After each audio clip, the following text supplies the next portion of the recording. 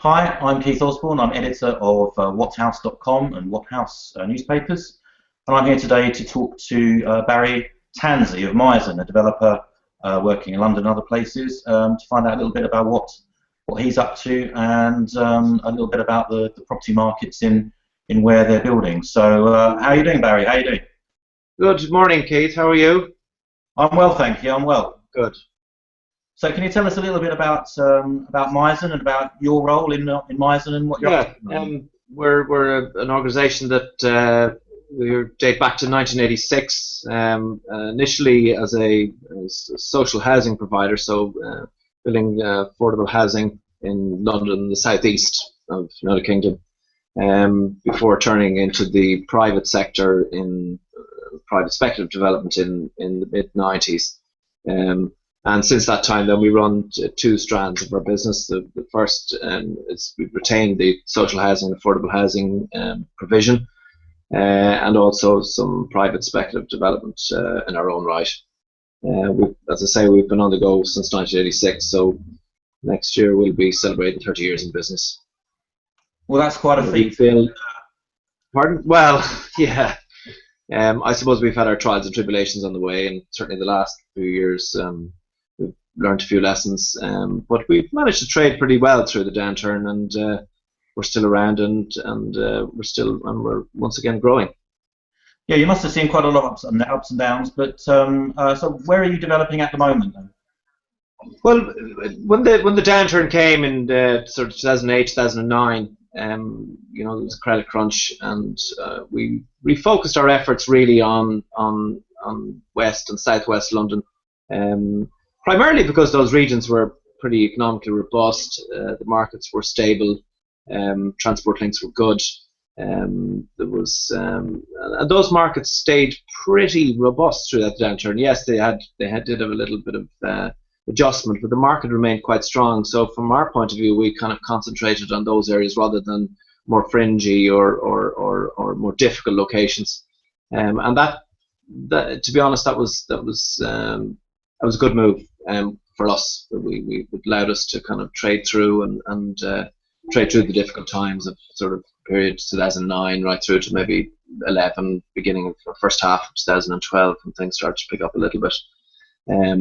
I suppose we've always focused our market a little bit on the sort of, if you like, the non-prime market. So what I would describe as the middle market, the kind of not first-time buyer home, but neither high-end luxury home in central London. So we've the likes of the Wimbledon, Ealing, St Margaret's, those sort of areas in which held up quite well throughout the downturn.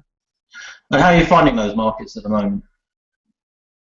They're still pretty robust. I mean, things are a little bit quieter than they were. In my own view, that's probably not such a bad thing.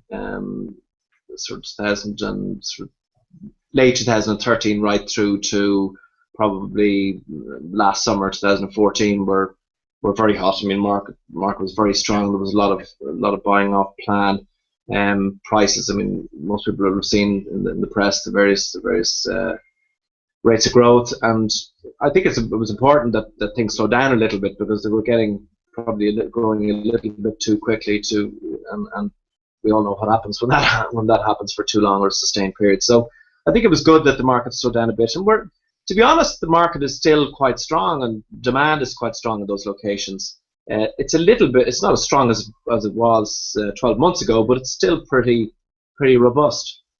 So what kind of people are coming to you, Barry, in terms of, is it first-time buyers? Is it people up and down the ladder? Or not so much first-time buyers. And our market, as I said earlier, there, I feel like our prime market, or where we're focused on, is the second or third-time buyer, someone who's not coming on the property ladder for the first time. Neither are we focusing on the very high-end market. So our buyers have been mainly a mix of investors looking for sort of buy-to-let locations, which are quite strong. As I said, the Wimbledon, Ealing, St Margaret's, those areas have always been quite robust, and investors have come to those areas. I suppose in many respects, because the yields have been so tight in central London that they're looking for a little bit of extra yield in a relatively stable market, and I think those sort of locations have attracted those. But we also see quite a lot of probably second-time purchasers, young married couples in their 30s. They've either had a house or a flat, and this is their second purchase, and they're moving up the property ladder as such. So it's been a mixed bag. Probably, if I was to give you a percentage, probably about 50-50 between investors and end users. Okay, so the investment side of it's sort of quite strong. I mean, obviously, some of the headlines that we read in the papers obviously focus on sort of overseas investors sort of buying ways of London. Are you finding that the investor kind of market you've got is more sort of individual investors sort of buying a first or second item in their property portfolio, or just having a bit of a pension type thing?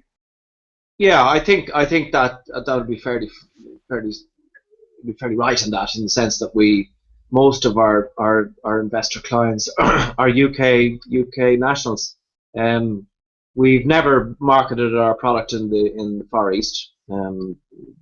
We've had quite a strong demand domestically, so we've never gone to Far East to market our schemes, and so most of our investor buyers would be, as you say, sort of individuals owning a small portfolio of investment property, primarily for longer term pension provision for themselves, having control over the investment decision, as opposed to investing it with funds, etc., where they don't have the same tangibility.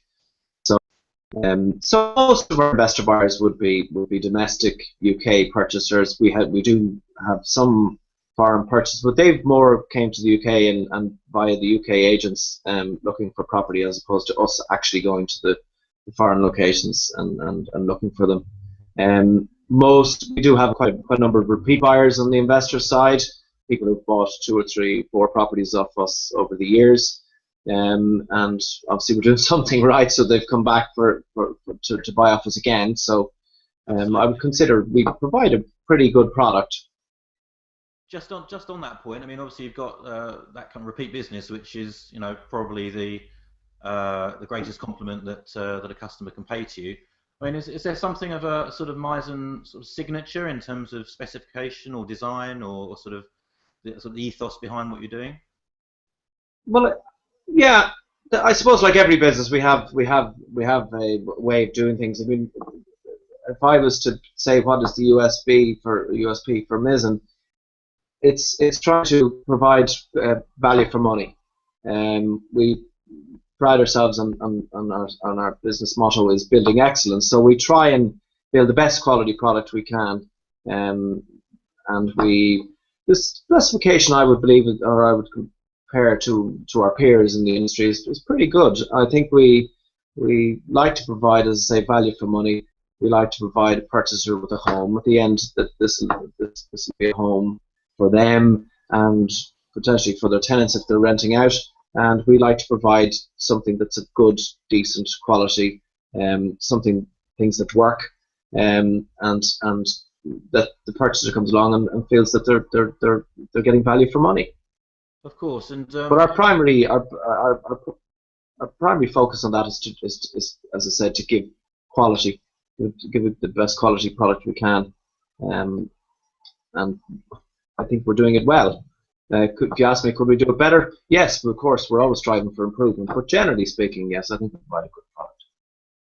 Yeah, I mean, just on that point about things getting better, but of course, over the years, I suppose what people's expectations of what they're buying must have changed quite a lot anyway. I mean, you've probably seen things from, for example, 20 years ago, an ensuite for a master bedroom would have been something of a luxury. These days, people expect it almost in even a fairly low price point. I mean, have you adapted your specification over the years, and what do you think is going to happen going forward? How are expectations going from buyers in terms of what they expect to get for their money these days? Yes, I think we're constantly adapting, we're constantly changing. Like any business, you need to adapt and change to satisfy trends and demands from your market. Um, Things like en suites, yes. I mean, now, as you said, years ago they weren't such a standard product, but pretty much nowadays in a two-bedroom flat, it's demanded really of an incoming purchaser that would be an en suite. Um, I think a lot of our adaptation and our change specification is very much market led. We constantly watch what our competitors doing, attending trade shows, listening to interior designers, watching trends emerging. We kind of kitchens are changing, bathrooms are changing, layouts are changing. We're constantly adapting to try and make our product as I mean, most of the changes that are happening are kind of market led. Um, Obviously, it's been quite a substantial change in building regulations over the last number of years, and the requirements to provide sustainable homes for the long term, be that in terms of energy efficiency or heat retention, so adaptability to I suppose to changing or older generations coming into the flat, or your houses to make them homes for life. So yes, those specifications are changing, and then of course, obviously, you have the more softer changes in sort of tiling, bathroom layouts, kitchens, etc., to make them more user friendly. So we're constantly adapting and constantly changing. As I say, we do tend to provide the best quality product we can. So within that, we operate and provide what we can. Yeah, of course. So where are you developing just at the moment? Where are your current developments? Well, a mixed bag really. We've as I said to you earlier, we've tended to try and concentrate on West and Southwest London throughout the downturn, and I suppose that led to a number of other opportunities emerging in those locations as the market started to improve. So we've found ourselves almost repositioned to sort of West and Southwest London, Ealing, Wimbledon, St Margaret's. Just acquired another scheme in Sutton. We've acquired 3 schemes in the last 4 months, and we just agreed to buy another one in Acton. So we're focused, I would say, not primarily, but a lot of our focus in the last few years has been in the sort of West and Southwest London locations. And is that going to be true? We do also have 2 projects in the East End. Okay, so in terms of your pipeline, sorry, Keith, you're kind of expanding a little bit outside of your traditional sort of area. Yes, I suppose the first part of the last decade there was a lot of regeneration going on. Sort of West London, East London, Docklands, etc. There was a lot of regeneration going on in those locations, and so we were located, not exclusively, but quite a lot of our business was located in sort of the emerging regenerating areas. We still do have some business in the East End, with a project in Bow and another project in Canning Town. But the lion's share of our development projects, as I say, since 2009 and rolling through to the current, are in West and Southwest London. Excellent. So, I mean, this year, of course, is going to be a big year politically, with a general election coming up, and of course, housing seems to be, at least for the time being, very high on the agenda of all the parties. So, just sort of by way of signing off, I mean, how do you see the election affecting things just at the moment in the run up to it? And I mean, do you think that any of the political parties, some of their plans do seem a little bit outlandish in terms of the number of homes they want to build? I mean, do you think they're being realistic about their ambitions?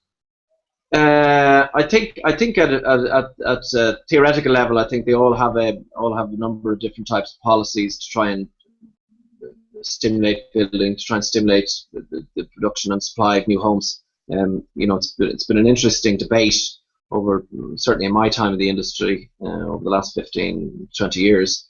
Come every election, each of the parties have a stated desire to try and increase the supply of homes, to try and deal with the supply side problem of production of homes, particularly in London and South East. I think a number of policies in the last government have been quite effective. I think the permitted development of offices to residential has helped the supply. I think the emergence out of the sort of credit crunch and the aftermath of that with the banks has started to subside a little bit, and there's certainly more construction, more activity in London and South East. I think all the parties do have an objective, and they do have a desire to see new homes created. Where I think a lot of the political parties fall down on is actually at the implementation stage. So fine at a strategic level to talk about, we need more homes, we need to build more homes, we need to get more family accommodation in London and South East, where a large amount of the population, which is in our current market, live. But at a localized or operational level, I think they've all fallen down a little bit on that. I think they all have good policies, potentially good policies, but it really is a case of driving it from that theoretical statement that we need X number of new homes to actually devolve it down and to try and create policies that will actually by of themselves allow an increased production of new homes to come out onto the market. I think lots of people have their own views and lots of people have their own opinions about how you'd best do that. But I do think that first-time buyer grants. I think the number of policies introduced by the government in the last government in terms of writing deposits and right to buy. I think some stamp duty sort of disadvantaged area relief could be spread to certain sort of boroughs that are in desperate need of regeneration. I think allowing buyers sort of stamp duty exemptions on, or reduced stamp duty exemptions on homes coming out of brownfield sites, some allowances in relation to the remediation of brownfield development sites, so that they become more attractive for developers to pursue. There are a number of policies, and there's probably 20 odd policies that the governments could actually see. I'd like to see more attention to that in the next Parliament, as to how to take the objective of trying to produce X number of homes, and rather than focusing on strategic issues, but actually to focus more on more operational issues. As I said to you, the permitted development rights of conversion from commercial to residential has been a good policy, and that's certainly led to an increased supply side provision in London and South East. Policies like that, I think, could be very effective. Well, I think talking to many developers, you'll find that planning is a word that usually gets a few fairly strong reactions, and that seems to be where many developers sort of feel the sticking point is, with the amount of paperwork and such that is holding up a lot of the permissions are given, but there's a lot of paperwork surrounding it, a lot of expense around it as well. Yeah, I would. Yeah, there is. I mean, the planning process is and remains a difficult process to pursue. Having said that, I do believe that the local authorities, particularly in the last 12 to 18 months, have been a little bit more accommodating or desire to see new homes and new production in their boroughs. But the paperwork is still is difficult. The number of reports you've got to provide, the number of hoops to jump through to try and get planning consents over the line.